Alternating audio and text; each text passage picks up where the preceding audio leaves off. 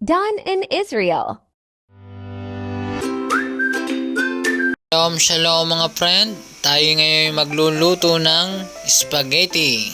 Yan ang ating mga ingredients: hotdog, corned beef, bell pepper, at carrots. Siyempre sasamahan din natin, di mawawala dyan, ang sibuyas, bawang. Yan, kasama na rin mantika dyan, paminta. Yan, nilagay na nga natin dyan yung ating pasta. Hindi ko na nga pala pinakita kung hanggang naluto yung pasta. Ngayon magigisa na tayo ng bawang. Yan, hinalo-halo na. Isunod natin ang sibuyas. Ganyan lang ang pagluto mga friend. Ayan, dahil na-miss natin kumain ng spaghetti dito sa Israel, nilagyan na natin ng paminta yan. Ayan, halo-halo lang. Siyempre naglagay ako ng Knorr cubes dyan. Siyempre flavored beef para lasang-lasang baka. Ayan, naglagay tayo ng dalawa dyan para malasang malasa. Ayan, ganyan lang mga friend. At medyo dinurog ko nga ng kaunti yung ating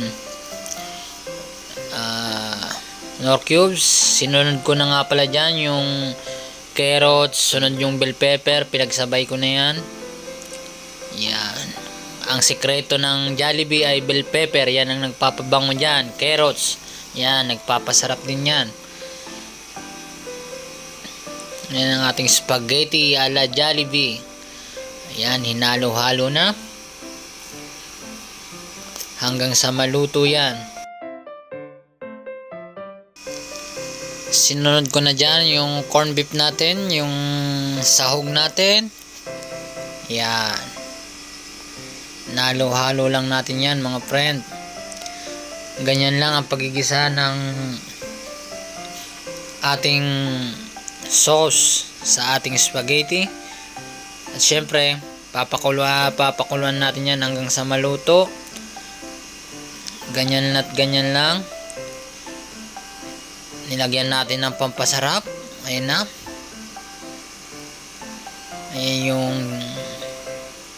yung naparami ata, pero sakto lang yan. Yan, hinalo-halo na. Malapit na yan. At malambot naman yung corned beef na yan at nasa lata yan. Yan, tinaktak na. Yan. At syempre, ayun na yung panghuli, yung hotdog. Sinunod na natin yung hotdog yan. Ayan yung pang design sa ating spaghetti. Hindi mawawala yan. Antayin lang nating maluto ang ating mga sahog. Isusunod na natin dyan yung spaghetti sauce. Ayan, tinikman na kung ayos na nga ba ang lasa. Yan, ito yung na-miss ko mga friend, at halos isang taon na di tayo nakatikim ng spaghetti lasang Pinoy. Yan, malapit nang maluto yan mga friend. Ganito dito sa Israel kapag rest day or walang magawa ay nagluluto tayo. Yan, tinakpan ko nga pala yan mga friend para mas mabilis maluto. Yan yung kagandahan yan. Yan, luto na nga mga friend, at ilalagay na natin yung spaghetti sauce. Ayan, malapit nang maluto to mga friend. Ayan, ganyan na ganyan lang pagluto. Sabay hinalo na. Yan, sarap nito mga friend. Pwede na, hindi masyadong masarap pero pwede na. At yun, luto na nga mga friend. Ilalagay na natin ang pasta. Ayan nga pala, hindi ko na nabidyohan yung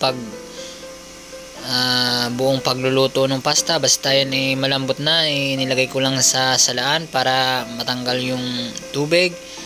Yan, ganyan lang, hinalo-halo na ng maigi at ng masarap. Ganyan lang pagluto mga friend. Ang kagandahan nito kapag may bell pepper at carrots, ito yung nagpapasarap ng lasa at yung amoy ng bell pepper. Ito yung kagandahan nito mga friend. Yan. Thank you for watching mga friend. My creamy spaghetti.